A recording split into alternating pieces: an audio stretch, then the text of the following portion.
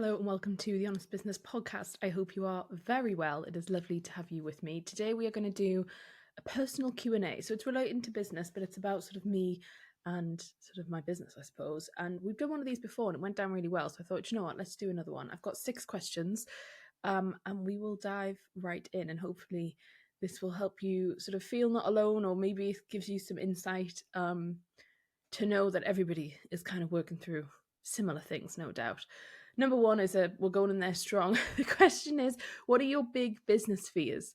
And I haven't preempted these questions, so I haven't got anything written. So you're gonna have to forgive me if it's kind of just a bit all over the place, my answers.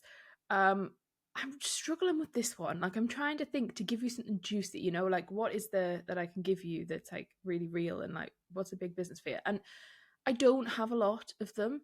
Um, what could I think of? I mean, business fears, I suppose, are what is a business fear? I think having people, so like being misunderstood in business is kind of a part of business, and it's something that is part of the job, I'd argue. I think there's always a fear there of that happening on a mass scale, in the sense of, people taking something the wrong way, or people misconstruing something, or people projecting, you say something and then people project their own beliefs, issues, values onto that and kind of turn it into something that isn't. And I suppose that is probably one of the biggest ones, because you never want to hurt someone, or you never want to upset someone. The reality is you're going to upset people, and that is, especially if you do something where you're trying to help people.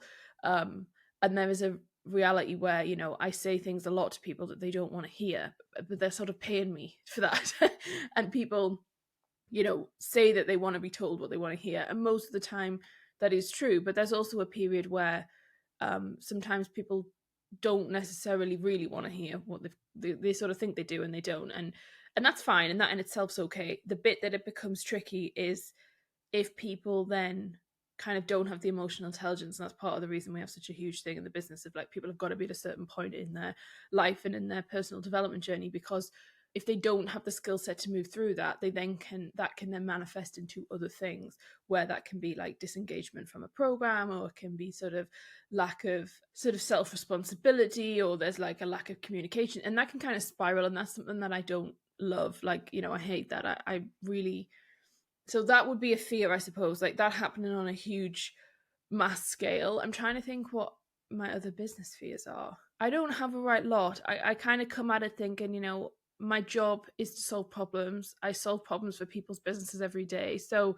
when they come up for my own, and when something happens, it kind of just is like, okay, well, we'll deal with it at that point. Which is maybe a bit of a bad answer. I'm trying to think of something I can give you that's like a big fear.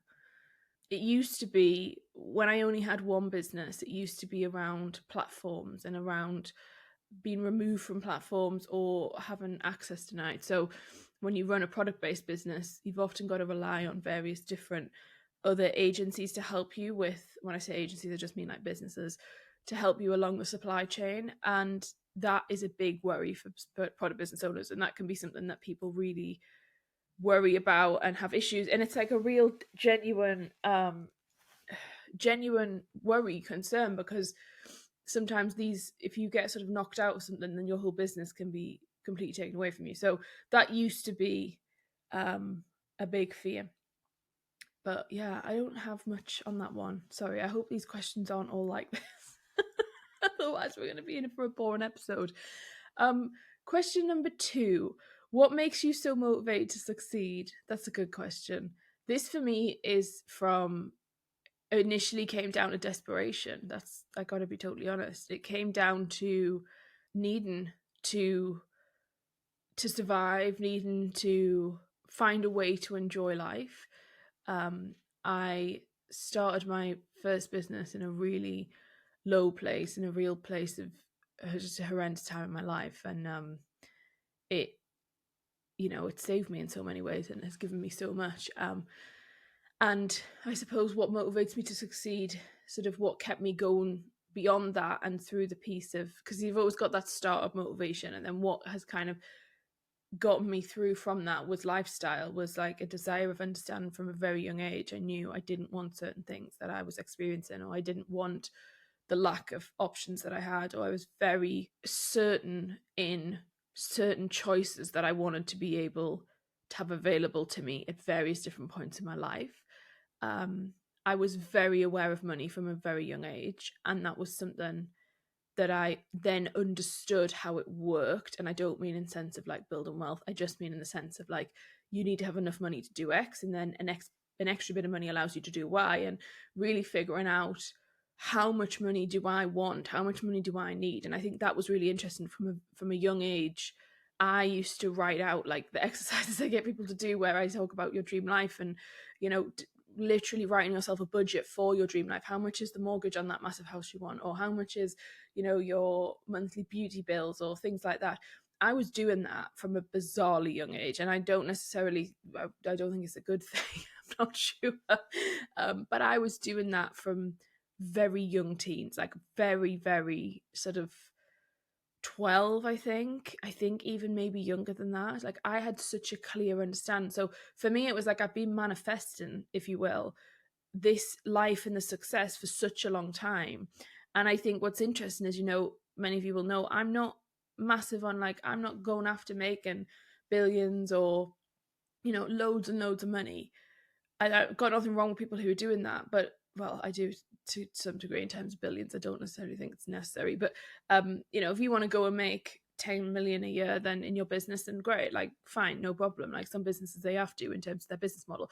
Lots of people know it's not that I'm money obsessed or that I'm kind of got this desire to build some huge wealth. It's just this, I had this innate understanding of if you want to live a certain life and have certain choices and be able to rest, then there's a certain amount of work and a certain amount of success that has to come with that. And so for me, that is 100% fueled my motivation. And bearing in mind, like, I think it's important for people to know, like, it takes so much work to get a business moving, to get a business making money, to then get it to make profit, to then get it to sustain you. Like, that is a hell of a journey. And it doesn't matter whether you want to make 20 grand a year from it, or 15 grand a year from it, or 10 grand a year from it, or millions of pounds a year from it. The actual getting it going, I'd argue, often takes the same amount, and it is so difficult. And that's why so many people don't do it. And so I'm so thankful for that motivation. I'm so thankful for, you know, the life that I led before that, because it really encouraged me and gave me a kind of, there's no other option. Now, there probably was another option, but in my head, I kind of made it so clear of like, there isn't another option, May. You're going to do this because this is the life you want, and you're going to fight for that. In terms of what makes me motivated to succeed now, I think it's shifted. And that will always be with me. And there's always a kind of fighting element within me of that. And there's always a hunger for that I don't think that will ever leave me, and I hope it never does, because I think it keeps me grounded and it keeps me very real, and it helps me to really understand other people in the world.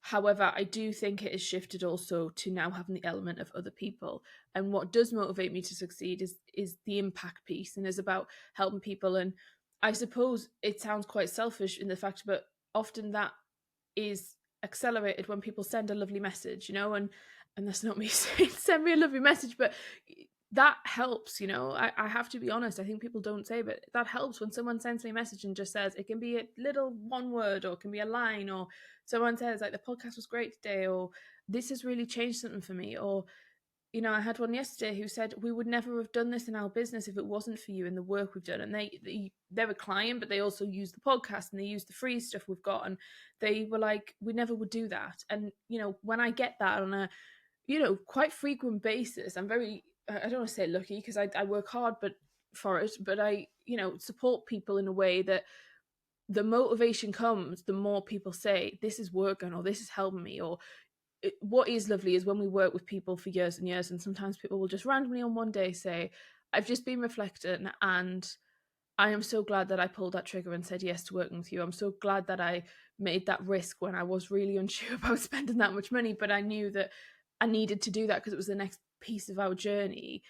And then they're reflecting back from a few years and they say, you know, like, thank you so much, because you've changed my life. Or it doesn't have to be as dramatic as changed my life, but you know, you've done something that I wouldn't have done.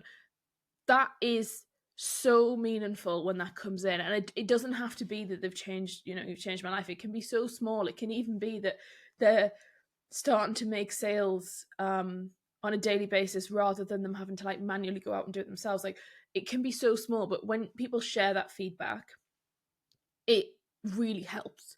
And so that's why I thank you. I thank you if you take the time out of your day to do that, because it means more than I think you maybe realize. So the motivation to succeed now is definitely from a position of like, how many more people can I help? There's also, I think, an element of like knowing how good I am at what I do, and that I have a gift that I've only sort of really in the last year started to actually own the fact that it's a gift, and really sort of highlight that that is a gift.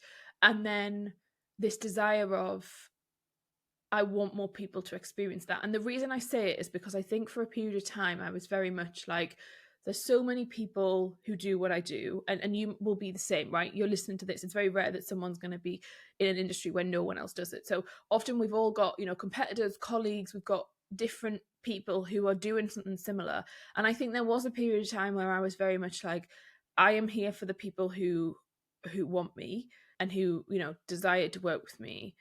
But there's a whole host of other people educating and building a big platform and doing all the stuff that is helping people in some way. And I think I kind of almost just was like, well, that's fine. I can just serve the people that want to work with me, and these other people who are sort of competitors can serve the masses and can serve like what everyone else is doing.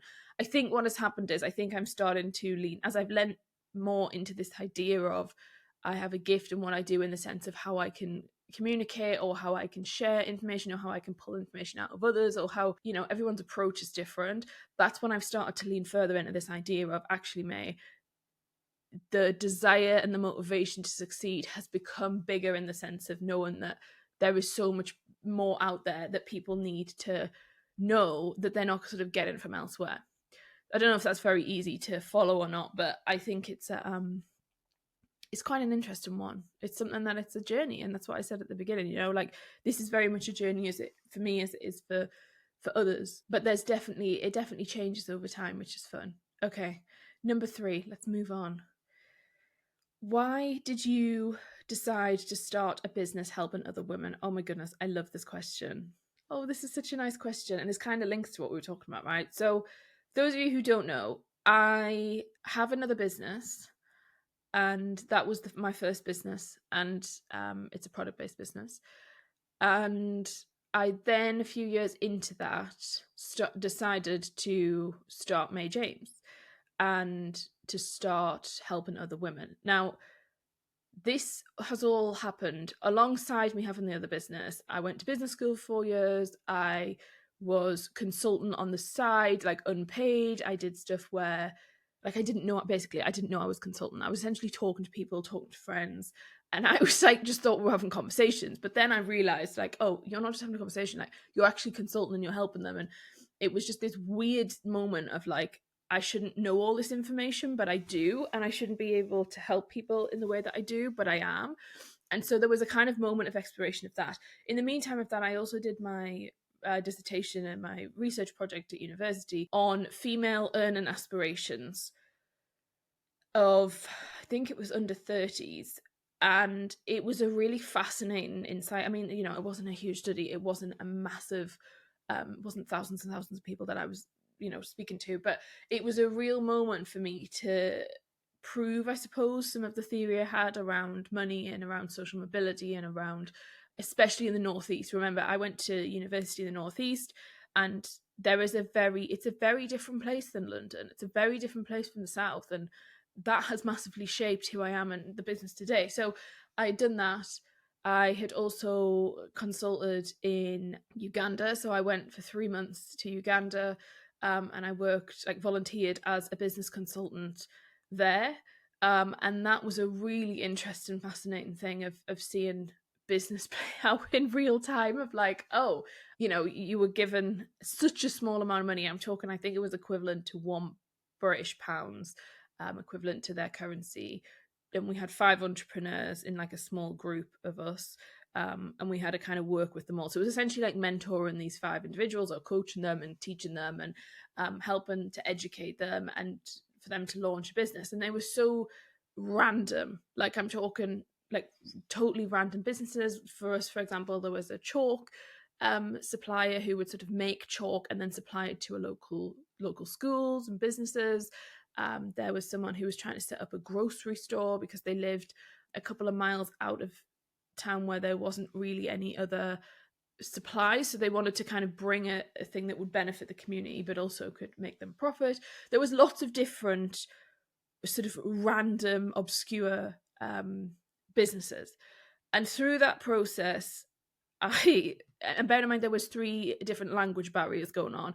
Through that process, I really learned a lot of seeing, wow, okay, how overcomplicated do we make business in the UK? How much opportunities in the UK? How, or globally, you know, who are have the privilege and have so many opportunities available to us in the Western world.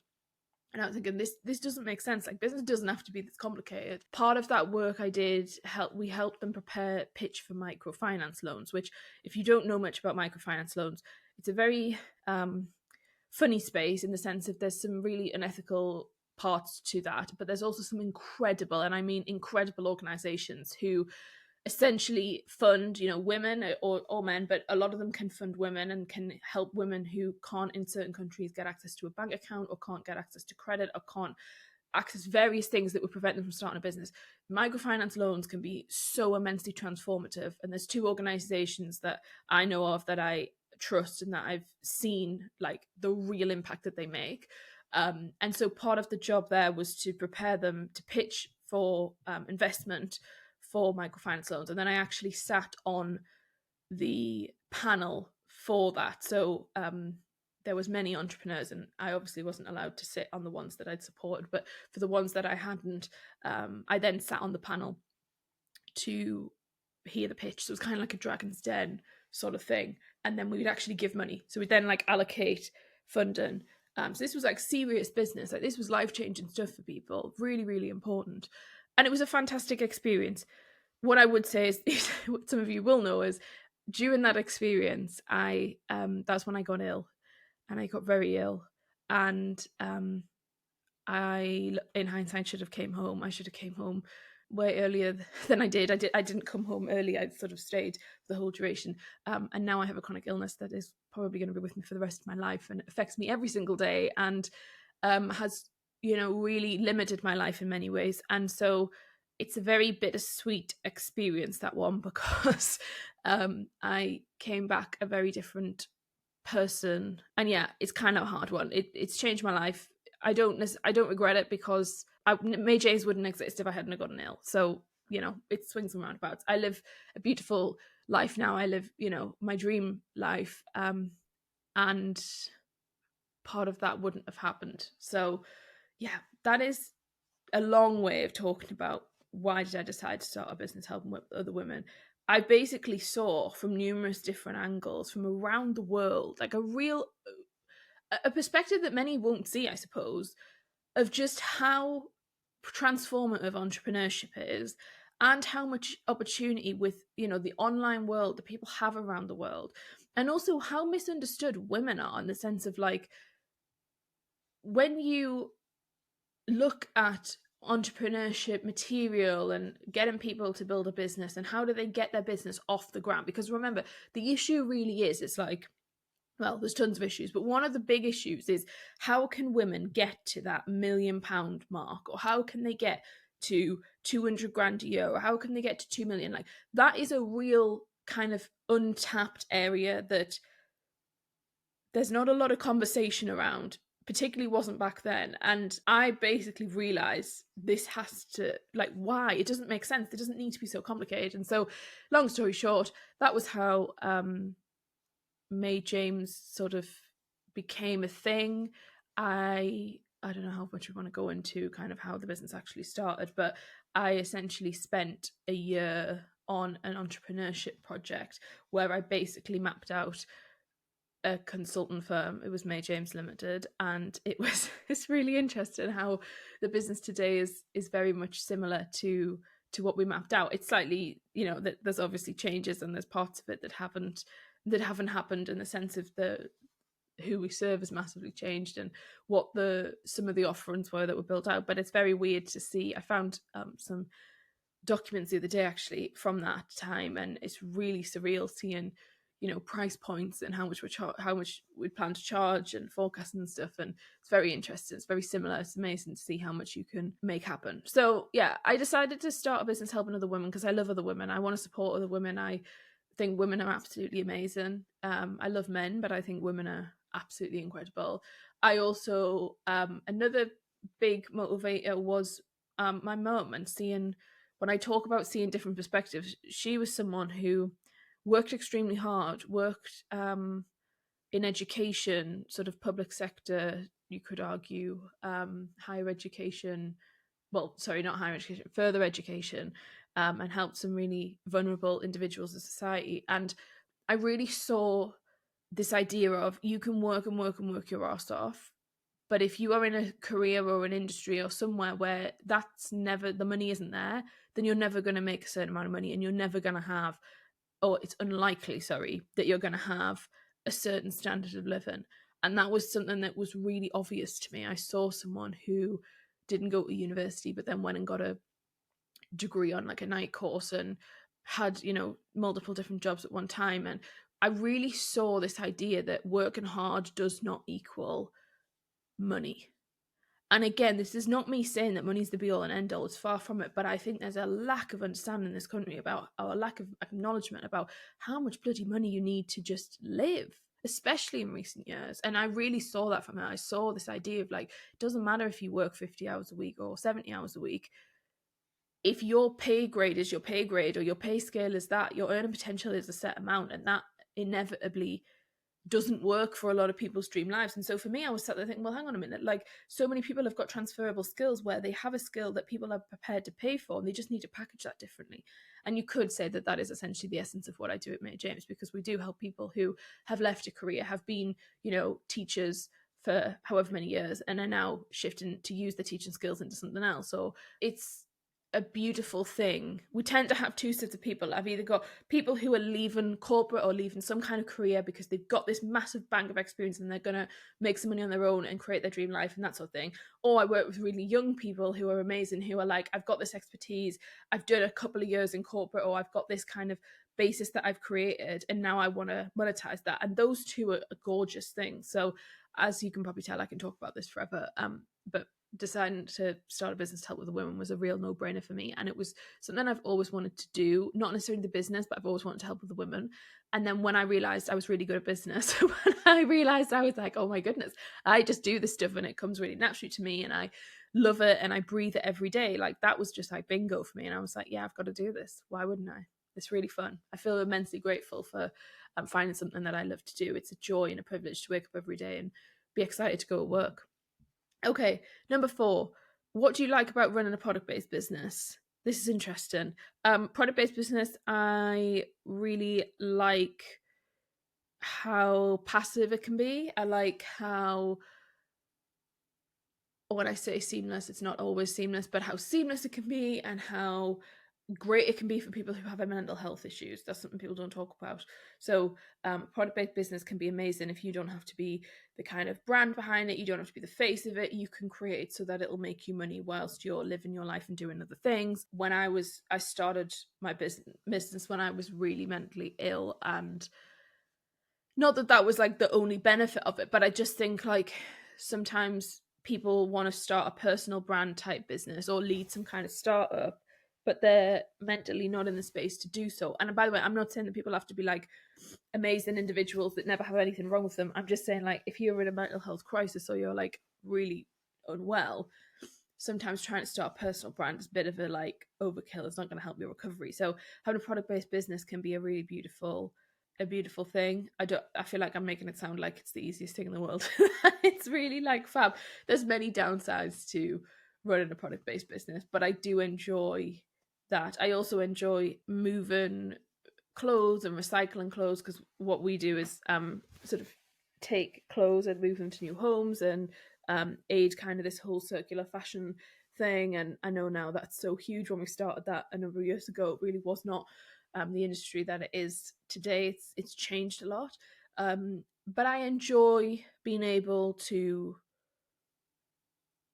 have the kind of element of understanding. Like it keeps me grounded in terms of knowing, you know, what it's like to package orders, or how much volume of stock looks like, and what does a stock room look like, and stock takes, and it helps keep a very practical element of business.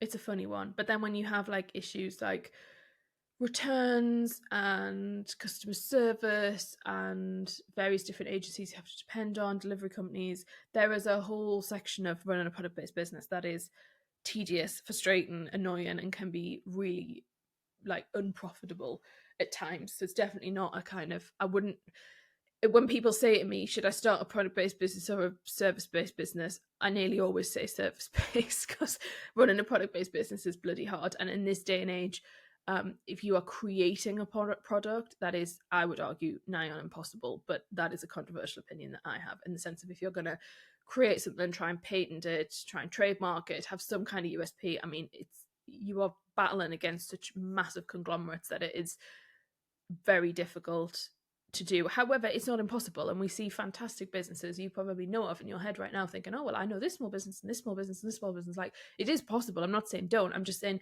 for most people, they want to start a business because they want to support themselves and their life and have a lovely life, and often product-based business is not necessarily that. Having a service-based business with product attached is fantastic and can be really good, and I have a number of different clients who have that model. But running an exclusively product-based business, it's often quite a challenge, especially if you come from, you know, not a lot of money and you haven't got loads of money to invest. Number 5, how do you, this is funny actually, I laughed at this one, it's a great question.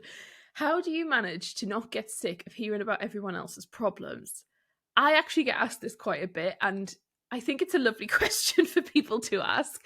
And often it's come from a kind place. They're like, how on earth are you just like, not, do you never just want to be like, shut up and don't like, you don't want to hear people's problems? How do I manage to not get sick of them? So I don't get sick of hearing people's problems. I love helping people. I don't know, it's just innately in me. Like, I want to hear people's problems, I suppose. And I'm just a helper.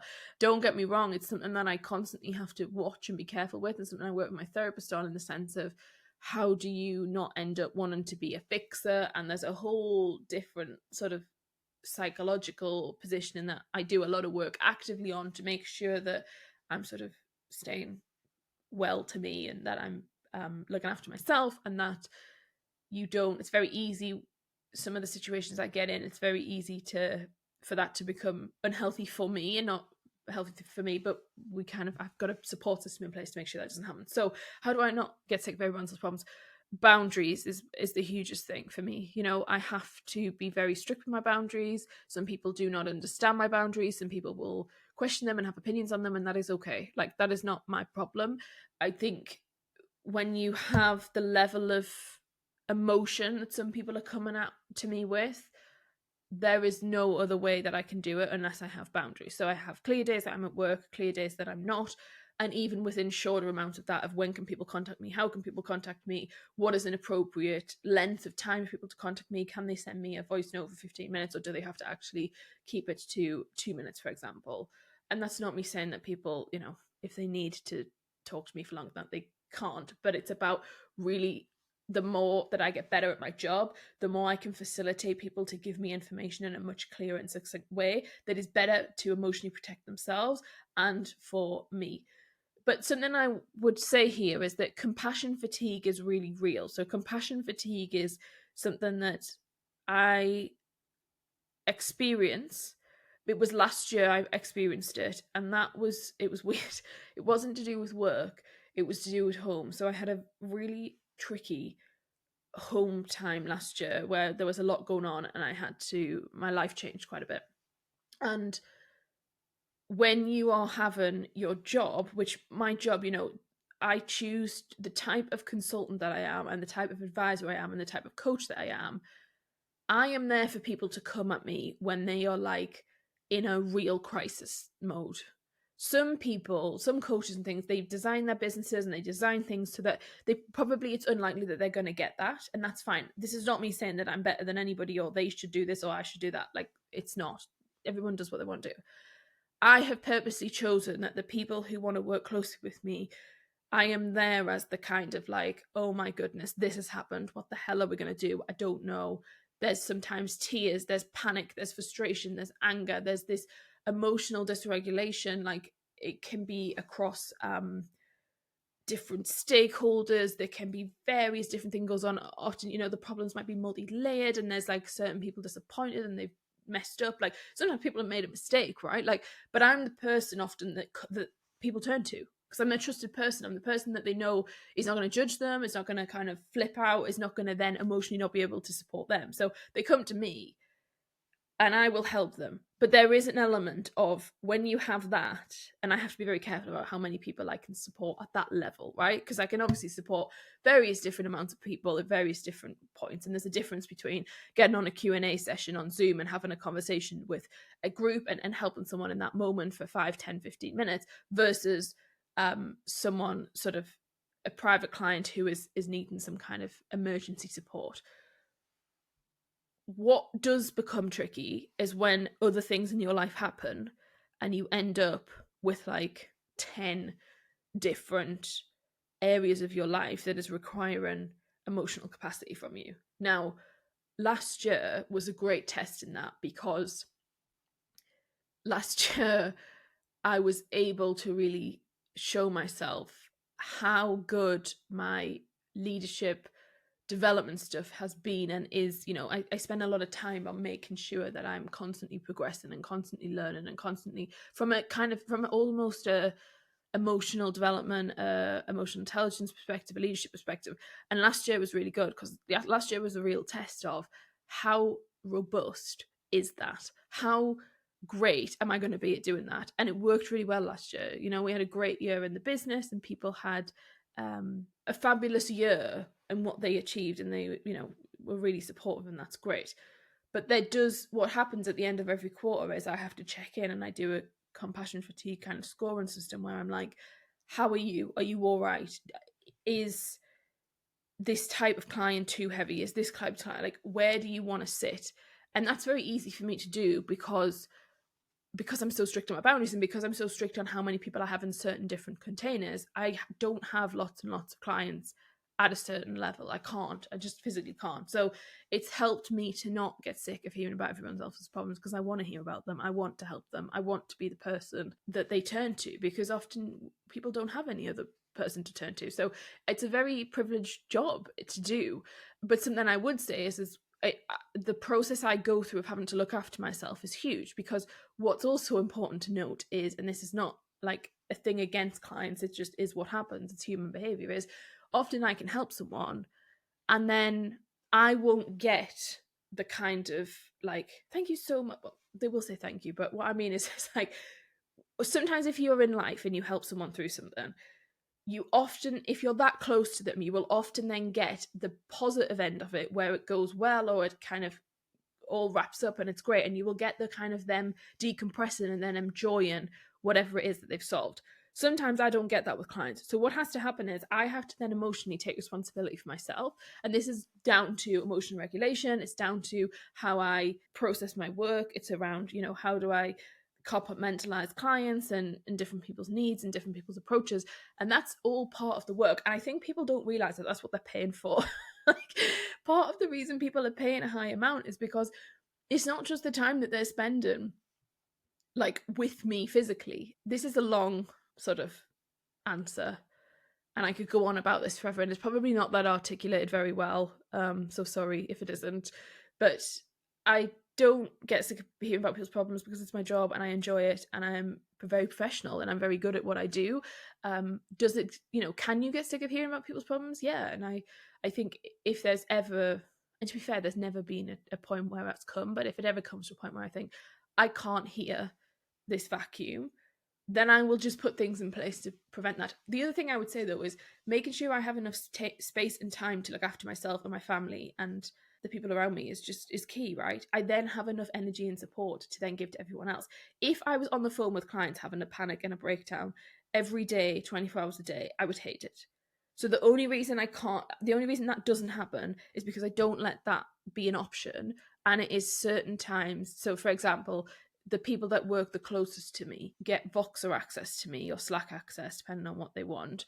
And that is Monday to Thursday, once a day at a time to suit me. So beyond that Monday to Thursday, I'm not in there. I'm not getting all of their issues. I'm not being bombarded with whatever emotional sort of thing they need to let out and put onto me. And so that has helped save the game, because there's definitely a period where like it's so easy for that to happen and you end up hating what's going on and you feel very much like I don't want to do this. But that's, luckily, I'm kind of quite shit hot on my boundaries and I'm just like, no, that's not going to happen. Anyway, let's finish up with the final question. Number 6. How do I manage not being as far ahead as I want to be? That's a good question. Yes, that is something I struggle with. I don't know if anyone thinks I don't, or maybe you're like, I don't know, does anyone else feel that? I do. I always want to be further ahead than I am. And I think that's just the innate motivation inside of you and the drive to succeed and having so many ideas and wanting to do so much. And for me, it's often around, I want to do this, and I want to do this, and I want to do this, and I want to help people in this way. And the one thing that has helped me with not being as far ahead as I want to be is understanding what's the rush. What's the rush? What's the panic, May? Why are you feeling like that? And really questioning myself. And I really dive into it with myself and say, okay, what is it? Because ultimately these come from a few places. Sometimes validation. It's like, is it that you're wanting to be further ahead because you want validation? Is it because you're emotionally insecure, so therefore you're saying like, I want to be further ahead because actually people are going to do X, Y, and Z once I'm at that point? I'm just going through all these things that this is what I go through with clients when people are in this position.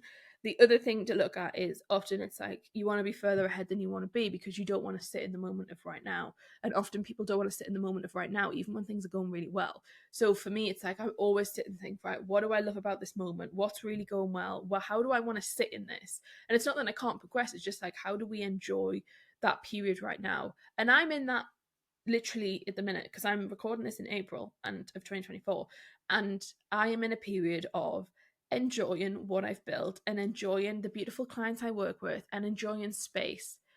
And the last sort of, well, I don't want to put a time limit on it because there's various different time limits, but this year particularly has been it was always going to be a real like adventure and exploration time for me to be like, how much can you enjoy what it is that you've got going on, and how much do you not need to just keep building and building and building? And that's not me saying that I'm going to settle and that I don't want to do more things. Like, we're constantly doing more things. I think what's really interesting is I am really utilizing what I've built, and we're still as a business putting loads of different things in place and getting projects ticked off and moving the business forward, but it's just at a different kind of like, it's got a different feel to it. And that's really interesting. I had someone say to me actually the other day who said, your business from the outside just seems like it's in a real nice flow period of like, it's really flowing. You've got loads going on, but it's like, it feels very together and it feels very considered. And it made me smile because that's true. Like, that is what we're living at the minute, and it feels beautiful and it's nice. And it's a real test to me to enjoy the success and enjoy the what you've gotten to, because it's very easy to not, that's very unnatural for me to be in a position where I'm like, enjoy it. But ultimately, if I help clients to do that, and I help clients and say like, enjoy what you've just built, or take a few months to just like stabilize, it's important that I do that as well. So that has been a really great way to challenge this idea of not being as far ahead as I would want to be. The other thing I think is really practically, I think, mate, why do you want to achieve all this stuff? You're so young, you've got so much time ahead of you, you've got so many years of your career.